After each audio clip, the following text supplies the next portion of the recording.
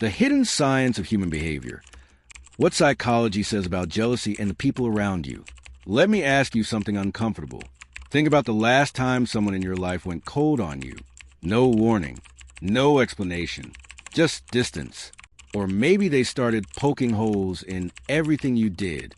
Subtle little digs that were hard to call out, but impossible to ignore. You probably asked yourself, is it me? Did I do something wrong? Here's what most people never find out. The answer was never about you, and science can explain exactly why. Today, we're breaking down 4 real, research-backed findings from psychology that explain why people act the way they do, and what actually means when someone's behavior toward you suddenly shifts. No fluff, no guessing, just the science. Jealousy is not a character flaw. It is a survival signal. We've been taught to think of jealousy as something petty, something small people feel. Evolutionary psychologist David Buss completely dismantles that idea. In his landmark work, The Dangerous Passion, 2000, Buss argues that jealousy is not a weakness. It is an ancient hardwired alarm system. For hundreds of thousands of years, losing a key social bond or resource wasn't just uncomfortable. It was fatal.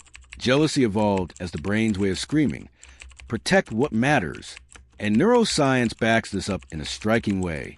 Brain imaging research shows that jealousy activates the same neural pathways as physical pain and social exclusion. When someone feels jealous, the brain doesn't register as an emotion. It registers it as a threat to survival. This is why jealousy doesn't always look like jealousy. It disguises itself as coldness, criticism, or sudden disinterest. The person feeling it often doesn't even consciously recognize it for what it is. When people can't say it directly, they say it sideways. Clinical psychology calls this covert hostility.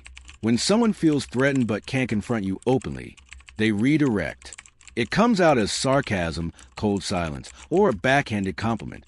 Friendly words, hostile energy. The psychological tell? Incongruence. Their words say one thing. Their tone, timing, and body language say another. If someone ever felt friendly but didn't feel friendly, you weren't imagining it. You were reading it correctly. 1 incident means nothing. 3 means everything. Before judging anyone, establish their baseline, how they normally behave under no pressure. That's who they actually are. 1 bad interaction? That's an anomaly. People have bad days. But 3 times? That's a pattern. And patterns don't lie.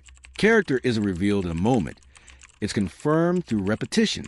The closer someone is, the more your success can threaten them. Festinger's social comparison theory, 1954, shows we don't compare ourselves to strangers. We compare ourselves to the people closest to us. Tesser's self-evaluation maintenance model, 1988, goes further. You can celebrate friends win, unless they win in the exact field you've tied your identity to. Then the brain registers it as a threat, not good news. Most people don't even know this is happening. They just become distant, cold, or quietly unsupportive. The resentment is real. The source is invisible. Even to them, the people most unsettled by your growth are often the ones who once wanted exactly what you now have. So what do you do with this? Stop taking it personally. These aren't character flaws. They're human psychological responses. Every person is capable of them. Watch for incongruence. Count the patterns. And understand that your growth will always trigger comparison in people who haven't done the same work. Awareness is the only circuit breaker. And clearer eyes change everything. If this kind of real psychology helps you, subscribe. This is exactly what we do here. See you in the next one.